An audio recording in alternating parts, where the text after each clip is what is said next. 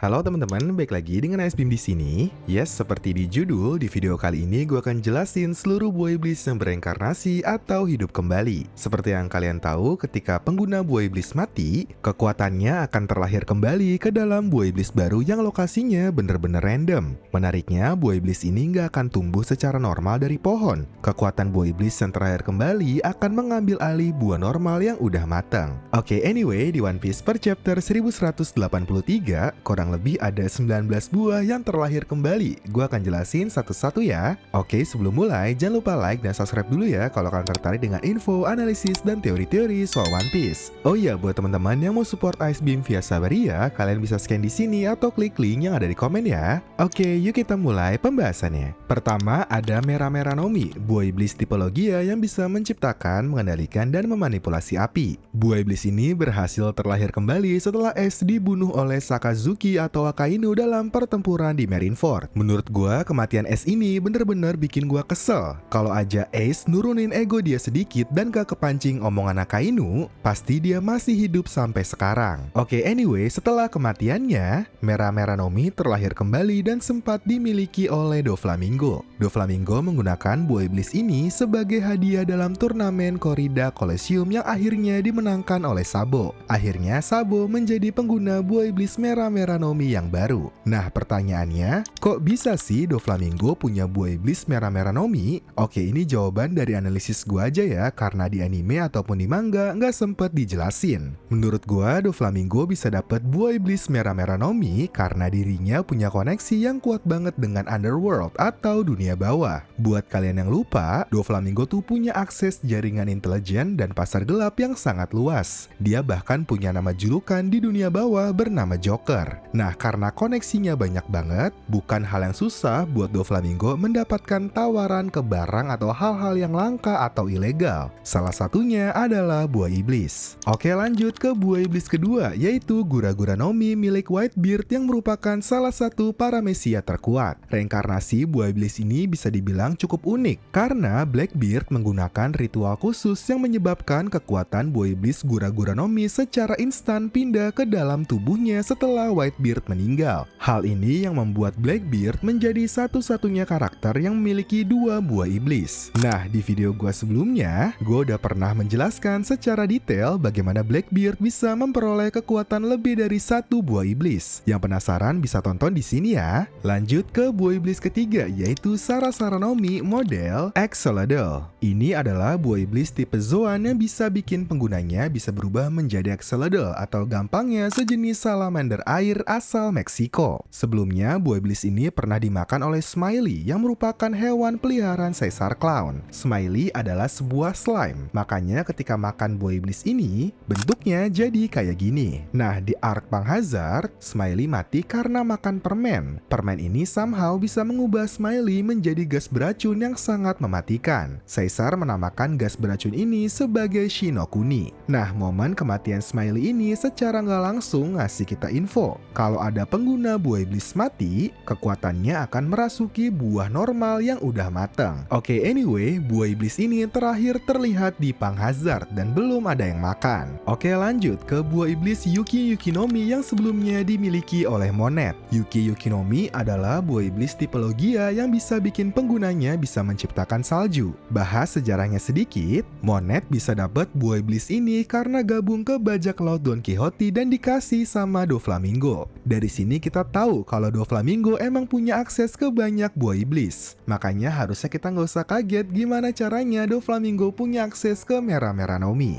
Oke, anyway, sama seperti Smiley, Monet juga mati di Pang Hazard. Monet bisa dibilang apes banget karena Caesar Clown gak sengaja membunuhnya. Caesar ngira jantung yang dia tusuk itu punya Smoker, padahal itu punya Monet. Oke, Yuki Yukinomi juga sampai saat ini belum punya pengguna baru. Jujur, gue berharap bisa lebih banyak ngelihat Logia lagi, karena One Piece sekarang isinya mythical Zoan semua. Oke, lanjut ke OP-OP Nomi. Menurut gue, buah iblis ini seharusnya jadi buah iblis yang sering banget bereinkarnasi, karena seperti yang kalian tahu, buah iblis ini punya kekuatan yang spesial banget. Kekuatan yang bisa memberikan keabadian ke orang lain atau Perennial Youth Operation. Syaratnya jujur cukup berat. Kalau mau bikin orang lain abadi, pengguna OP-OP Nomi harus mati.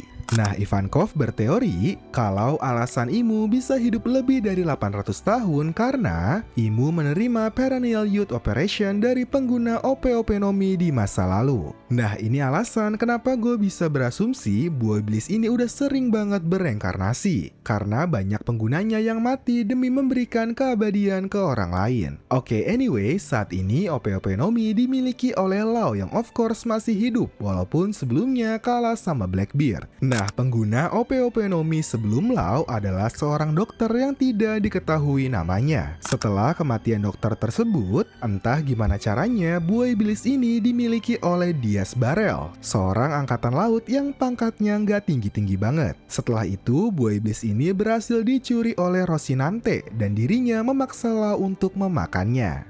Nah, ngomong-ngomong soal Rocinante, kita lanjut bahas buah iblisnya ya, yaitu Nagi-Nagi Nomi yang juga bereinkarnasi. Setelah dibunuh oleh Doflamingo karena melindungi Lau, sayangnya kekuatan Nagi-Nagi Nomi belum diwariskan ke siapapun. Bahkan kita nggak tahu nih lokasi buah iblis ini ada di mana. Oke, lanjut ke Soru-Soru Nomi, buah iblis yang dimiliki oleh Big Mom. Sebelum Big Mom, buah iblis ini dimiliki oleh orang tua angkatnya, yaitu Carmel. Cara Big Mom memperoleh kekuatan Soru-Soru Nomi bisa dibilang jadi salah satu cerita paling dark di One Piece. Walaupun tidak diceritakan secara detail, kita bisa berasumsi bahwa pada saat masih kecil, Big Mom adalah seorang kanibal yang secara tidak sengaja memakan Carmel. Oleh sebab itu, dia bisa memperoleh kekuatannya. Dari sini secara nggak langsung, kita dapat informasi kalau kita bisa mendapatkan kekuatan buah iblis jika kita memakan penggunanya. Oke, lanjut ke Toki-Toki Nomi, buah iblis yang menarik banget menurut gua karena bikin penggunanya bisa time travel. Sebelumnya, buah iblis ini dimiliki oleh Kozuki Toki, seseorang yang berasal dari abad kekosongan. Kozuki Toki time travel ke masa sekarang dan sangat ingin mengunjungi Wano. Sayangnya setelah gue inget-inget dan riset, alasan Toki pengen banget pergi ke Wano nggak dijelasin oleh Oda. Tapi menurut gua, mungkin Toki somehow dapat info atau ramalan pada abad kekosongan kalau di masa ini akan lahir seseorang yang bisa mengalahkan Imu. Oleh sebab itu, dia time travel ke masa di mana Luffy udah lahir.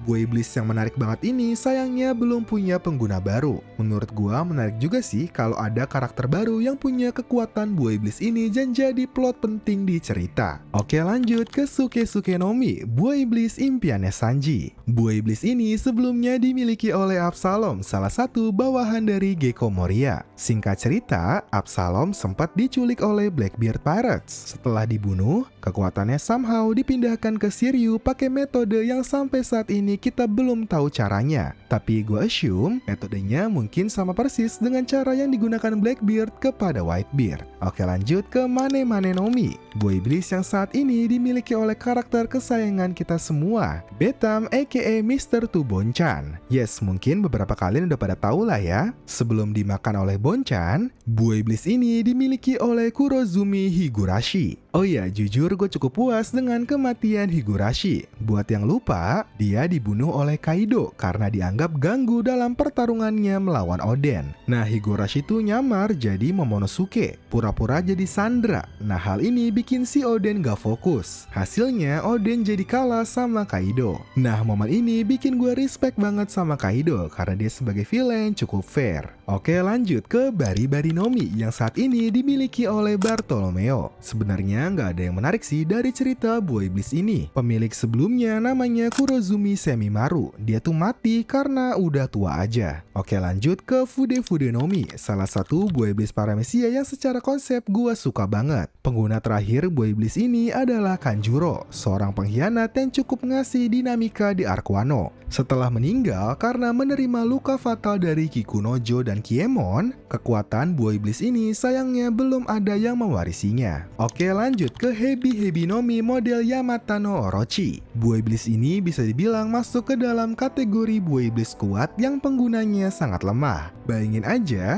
buah iblis sekeren ini harus dimiliki oleh orang sejelek dan senyebelin Orochi. Oke, anyway, Orochi mati karena berhasil dipenggal oleh Kaido, lalu dipenggal lagi 6 kali oleh Akazaya 9 dan terakhir oleh Kanjiro. Secara desain, buah iblis ini jujur keren banget. Gue berharap ada karakter yang lebih layak untuk dapet buah iblis ini. Coba komen menurut kalian siapa karakter di One Piece yang pantas dapet buah iblis ini. Oke, lanjut. Sekarang kita ke Hitohitonomi model Nika yang saat ini dimiliki oleh Monkey D. Luffy. Sejarah buah iblis ini bisa dibilang jadi salah satu yang paling rumit. Sebelum dimakan oleh Luffy, diketahui Joy Boy adalah pemilik pertama buah iblis ini. Alasan kematian Joy Boy sayangnya belum dijelaskan oleh Oda, tapi kemungkinan besar Imu adalah pembunuhnya. Setelah kematiannya, pemerintah dunia selalu mengincar buah iblis ini agar tidak ada lagi seseorang yang mewarisinya. Tapi ternyata takdir berkata lain. Walaupun CP9 sudah berhasil mendapatkannya, Shanks dari Red Hair Pirates berhasil mencurinya. Nah, setelah membawa buah iblis tersebut ke Fuchsia Village, Shanks bertemu dengan Luffy dan Luffy tidak sengaja memakannya. Oke, lanjut. Sebenarnya gue nggak tahu ini buah iblis atau enggak, karena gue pernah berteori kalau kekuatan Gorosei bukan dari buah iblis. Nah, kalian bisa cek videonya di sini ya. Nah, tapi untuk video ini, anggap aja kekuatan Gyuki milik Saturn itu berasal dari buah iblis ya. Anyway, setelah dibunuh oleh Imu karena dianggap gagal dalam misinya, yaitu membiarkan Joy Boy dan Straw Hats Pirate lolos, saat ini kekuatan Saturn juga belum diwariskan. Menurut kalian, apakah Garling sebagai pengganti Saturn yang akan mewarisi kekuatan ini? Oke, lanjut ya. 3 buah iblis yang akan gue sebutin selanjutnya adalah 3 buah iblis yang dimiliki oleh anggota Rocks Pirates. Kekuatan mereka diperkenalkan secara tidak langsung pada saat insiden di God Valley. Pertama, ada Jiki Jiki no Mi yang saat ini dimiliki oleh Kapten Kid. Ternyata sebelum dimiliki oleh Kid, kekuatan tersebut dimiliki oleh bajak laut legendaris bernama Kapten John. Setelah berhasil selamat dari God Valley, John berhasil membentuk bajak lautnya sendiri dan bisa dibilang cukup sukses karena berhasil mengumpulkan banyak harta. Sayangnya Kapten John ini pelit, akhirnya krunya ngamuk dan membunuh kaptennya sendiri. Lanjut ke Bomu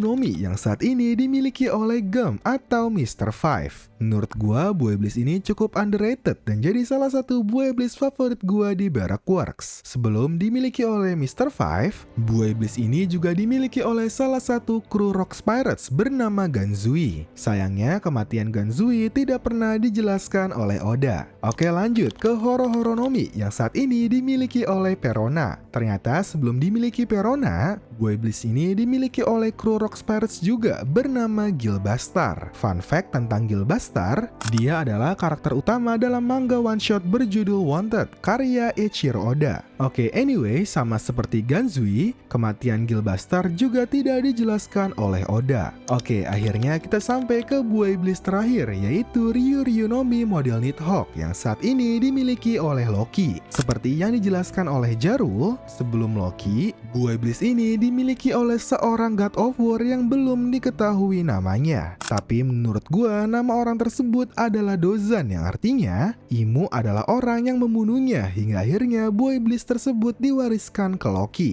Detail teorinya bisa kalian cek di video analisis gua yang ini ya. Oke, itu dia seluruh buah iblis yang pernah bereinkarnasi. Coba komen dong apa buah iblis favorit kalian di video ini ya. Terima kasih sudah nonton video ini. Jangan lupa like, comment, share, dan subscribe supaya makin semangat bikin video.